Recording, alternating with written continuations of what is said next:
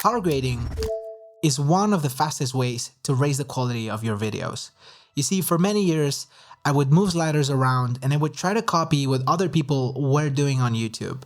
But the reality is I would never get the same and consistent results. You know, what was very frustrating is that I would never know how far to push color, and I would be always questioning myself, am I doing this right?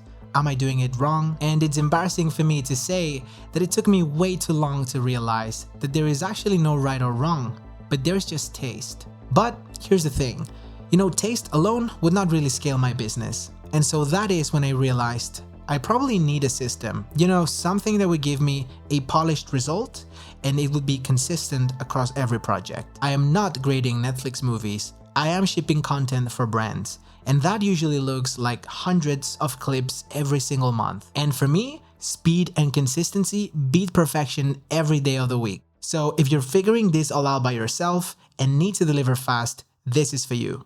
Now, I built something I call the C.R.A.F.T framework.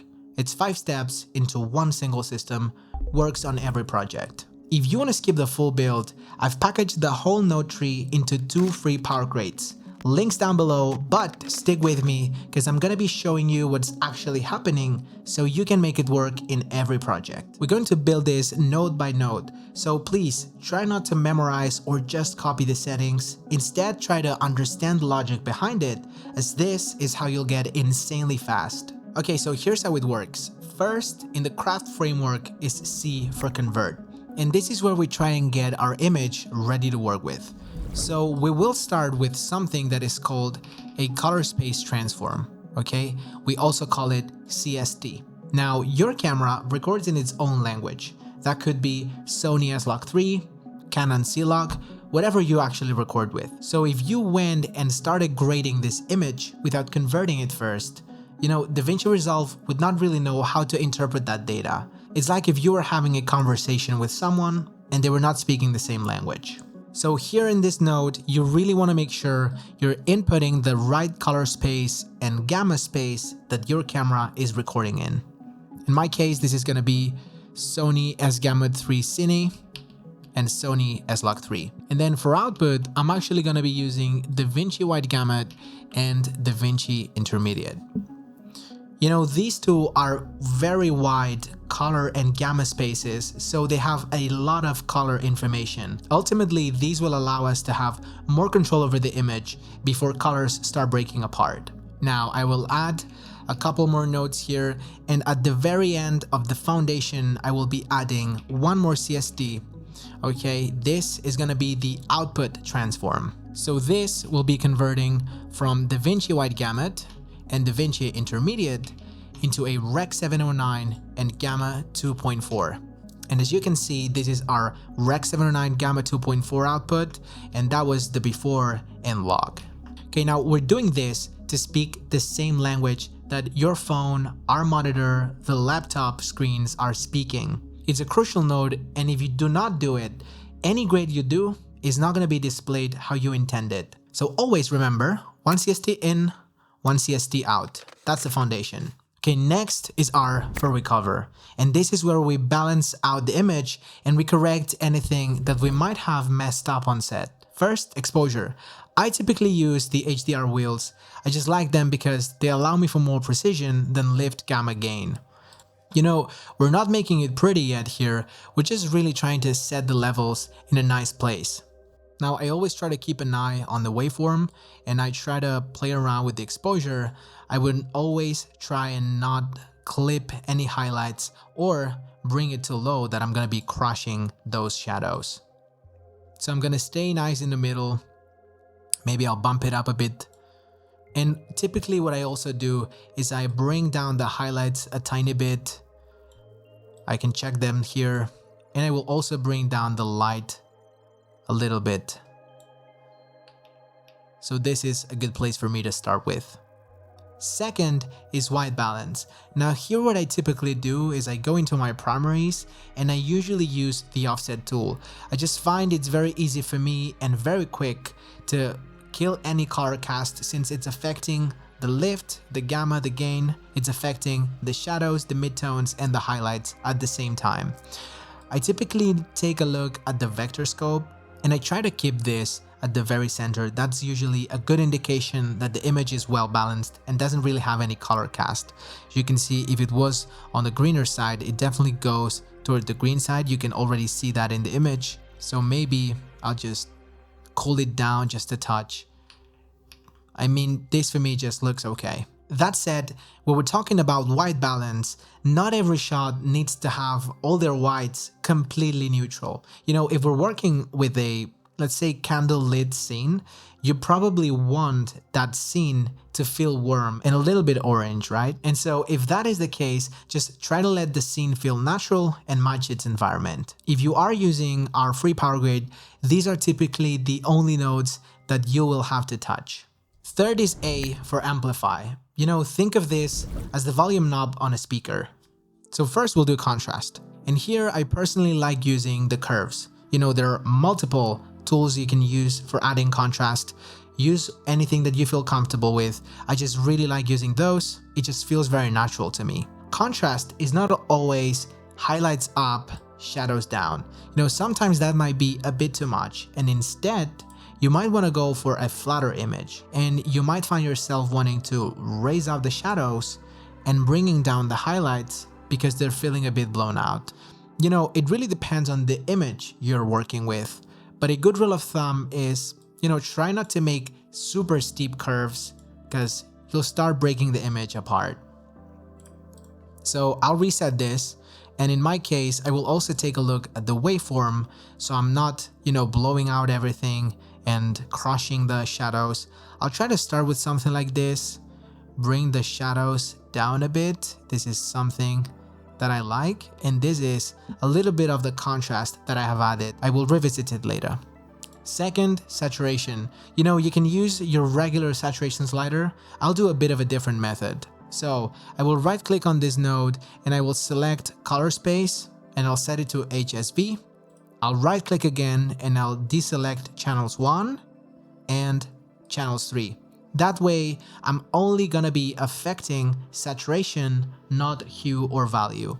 Now I'll get into my primary wheels, and now the cool thing about this is I can now affect saturation in specific parts of the image based on luminance. Now typically what I do is I get into the gain and I will raise up the saturation in the highlights. To me, something like this looks good. Then I'll get into gamma, and so if I want a more muted tone, I will subtract saturation. If I want it more vibrant, I'll just add a little touch of it. So fourth is F for film look. You know, here most people just slap a lot on the grade, and I find that typically destroys my image. So I prefer using something I call the print stack. Let me break it down for you. So right after the last output transform I have, which converts from DaVinci Wide Gamut and Intermediate into Rec 709 and Gamma 2.4, I will add another color space transform. You know, this one, I will actually set it to convert from Rec 709 and Gamma 2.4, which is the last thing we had right here, and I will output to another Rec 709 and Cineon film log. Now this prepares the image for the film print. Next node is actually going to be the film print. Now if you go into the LUTs tab and you get into the film looks folder, DaVinci Resolve already includes a few options like the Kodak 2383 and the Fujifilm 3513. Now I've included both of them in the free power grade in the description, so you can preview them and see how they look on your footage. For this video, I'm gonna go with the Kodak 2383. I'll just drag it on top, boom. And now I group these two together, the Cineon Film Lock CST and the actual film print. So I right click, create compound node, there you have it. You see, the cool thing about this is that I can now change the opacity or intensity of the film print without actually weakening the output transform underneath.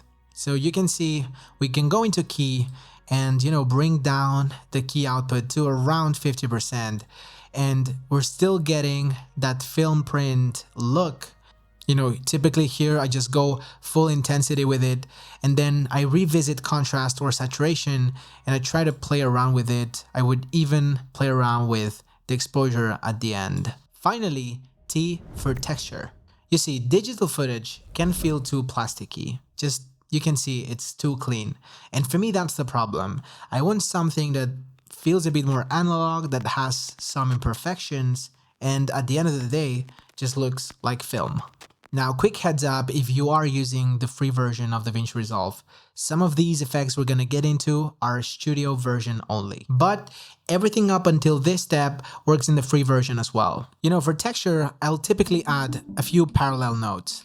I'll just press Alt-P to create a few. Usually I'll start by adding film grain. Just bring it here. Typically I try to bring opacity all the way up so I can actually see what I'm working with. You have different options here, 16 millimeters, 8 millimeters, 35 millimeters. I might try a few of them. Again, I play around with the opacity a bit. I will even take a look at it in full screen because, sometimes it's a bit messy. You have a few different profiles you can play around with here. Have 8 millimeters, 16 millimeters, 35 millimeters. You can even create your own custom one. Choose anything that you enjoy.